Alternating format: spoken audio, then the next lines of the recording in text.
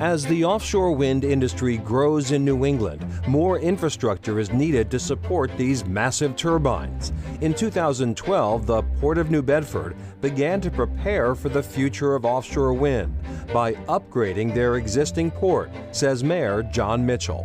The impetus for the New Bedford Marine Commerce Terminal was the Cape Wind project, and that's a really key piece of infrastructure, but it's not the only infrastructure that's being built. We're in the middle of a pipeline of nearly $1 billion worth of port infrastructure investment. There are many ports up and down the East Coast that want to get into this game, and so we're just trying to stay ahead of the pack.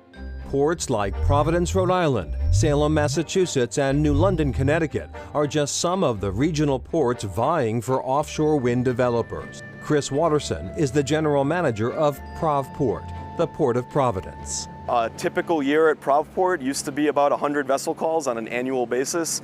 This year alone, and we're sitting here at the end of August, we've already handled 105 vessel calls just for offshore wind. As technology improves and turbines get larger, space becomes a challenge. Executive Director of the New Bedford Port Authority, Gordon Carr, says the city is preparing for the future by building a new terminal within the Port of New Bedford. This new terminal stands on what was recently water. It's a complicated project that's using dredged material to fill that area and create the space. Early next year, it'll be another 10.5 acres of space that could be used possibly for more commercial fishing or to support offshore wind. The Port of New Bedford is the largest fishing port in New England and the #1 commercial fishing port in the country, with an average of 1 million pounds of seafood coming through the port each day. With offshore wind moving in, New Bedford officials are doing their best to help both industries thrive.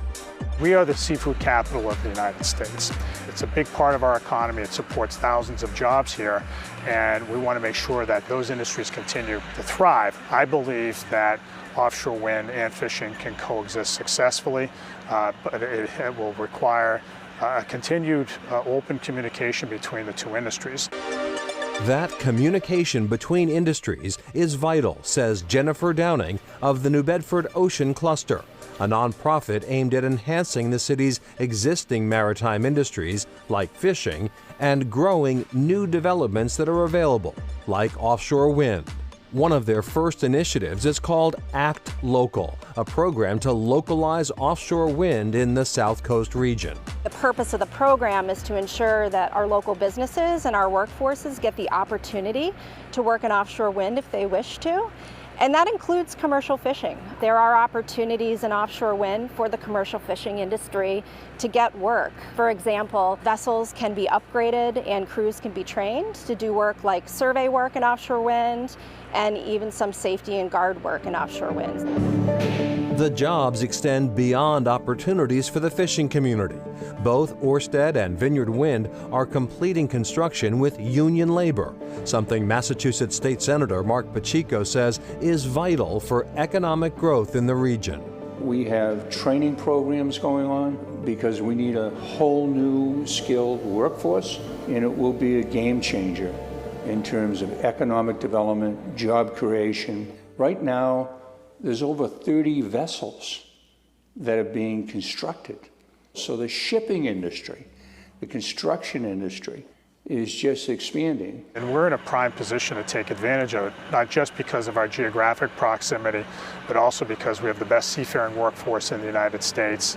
We have a state that supports the procurement of offshore wind energy contracts. We have a favorable federal environment for the permitting of those projects. So when you add all these things together, New Bedford's in a really good position. And Senator Pacheco says that the shipping industry will benefit from offshore wind. Right. There's a federal law actually called the Jones Act that says any ship moving goods between U.S. ports has to be U.S. built, U.S. flagged, and U.S. crewed as well. So as he mentioned, there will be this shipbuilding boom to accommodate the offshore wind industry, but it's happening right now already. That's again not bad. All right, still ahead. What's next for offshore wind?